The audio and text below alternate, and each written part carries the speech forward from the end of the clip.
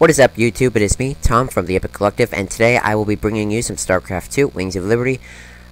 This is a ZvP on the map Ohana, and essentially what happens is I, the zerg player, have a 15 hatch and a 15 pool, in that order, and the protoss player, Fast Expands, goes Nexus first, then gets a Forge, Gateway, and I essentially take my third, and then to secure my third, I send an attack and end up winning the game. It is a silver level replay, and so nothing too fancy is to be expected, but neither would the mistakes that a bronze player makes be prevalent in this matchup. So, my opponent is someone by the name of GHQ Folius, who I will call Foli for the game, because he did make some mistakes that I wouldn't have. Were I him. Of course, I'm not a protoss player. Now, really everything is very standard. As you can see, nothing unusual is happening. No one's 6-pooling or rushing.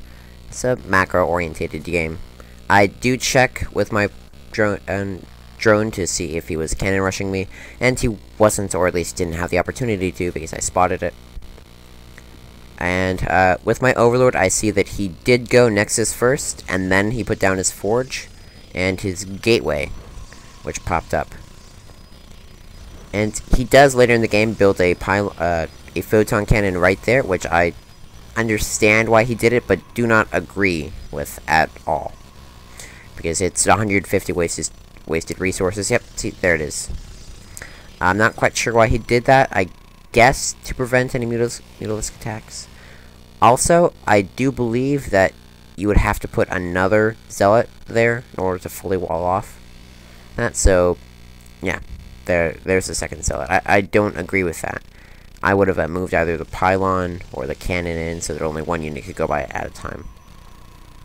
I will at this point speed up the game, because nothing significant is going to happen for a while. At this point, I've started to build up my roaches. I have 2, and I am making more each moment.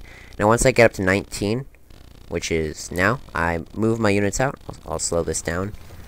And because I know that he'll have cannons at here, I go over to where his third is. I destroy the rocks, moving in my roaches so that they can all attack.